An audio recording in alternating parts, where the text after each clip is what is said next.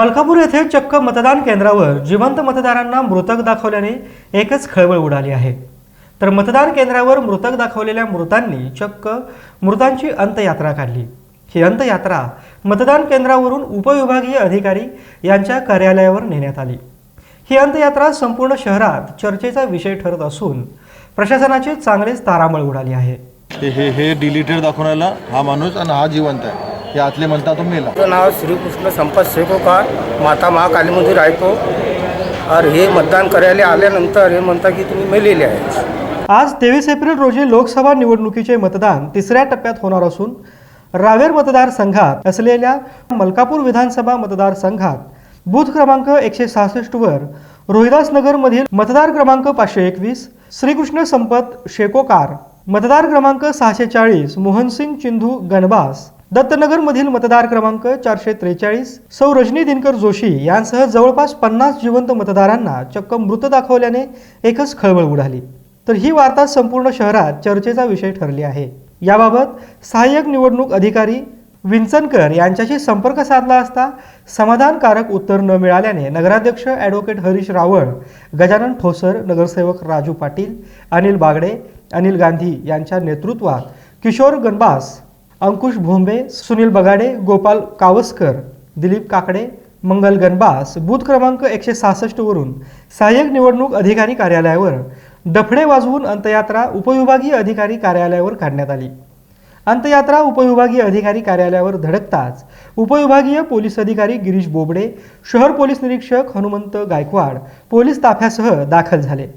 नगराध्यक्ष ॲडव्होकेट हरीश रावळ यांनी जिवंत असलेल्या व्यक्तीला निवडणूक यादीत डिलीट दाखवल्याने तो मतदानापासून वंचित राहत असल्याने मतदार याद्या अद्ययावत करून त्या बूथवर पुनर्मतदान घेण्याची मागणी केली।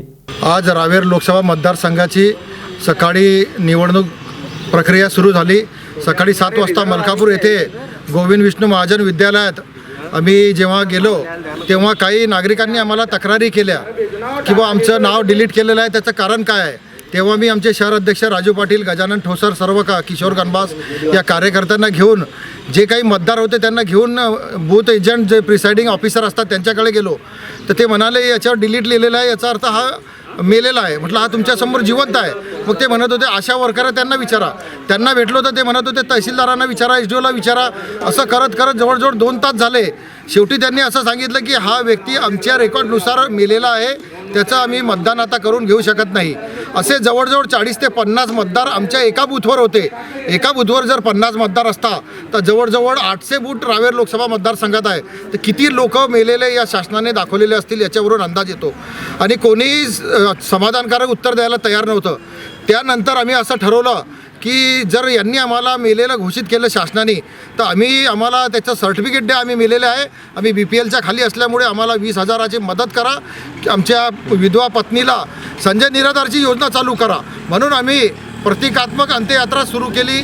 तिथून आम्ही जेव्हा तहसील कोर्टात आलो तर पोलिसांनी आणि या सगळ्या अधिकाऱ्यांनी हात मिळवणी करून आमचं आंदोलन दडपण्याचा प्रयत्न केला, आम्हाला अटक केली। आमच्या कोणत्याही प्रश्नाचे ते उत्तर देऊ शकले नाही। मीडियासमोर त्यांना प्रश्न विचारले गेले, त्या प्रश्नाचे उत्तर दिले नाही। विधानसभा मलकापूर मतदारसंघामध्ये एक बूथ क्रमांक 164 मध्ये जे काही आज निवेदन प्राप्त झालेलं आहे त्यानुसार की सदर हा जो मतदार आहे हा मयत दाखवलेला आहे, याबाबतची चौकशी करण्यात येईल। त्याअंती बाकीच्या प्रक्रिया पार। सर हा एकटा नाही आहे, भरपूर आहे तिथे तसे। नाही असं जर असलं, आता आज ही बाब एक निदर्शनास आणून दिली आहे, अशी काही बाब असेल ती डिटेलमध्ये द्यावी, त्याची सुद्धा चौकशी। बरं साहेब, यांना जे वंचित ठेवलं मतदानापासून त्याचं काय झालं त्याबद्दल काही बोलू शकत नाही। फक्त ही जी बाब आहे याची चौकशी करण्यात येईल जेवढं सांगू शकतो। Vijaykumar Verma, 7 star news, Malkapur.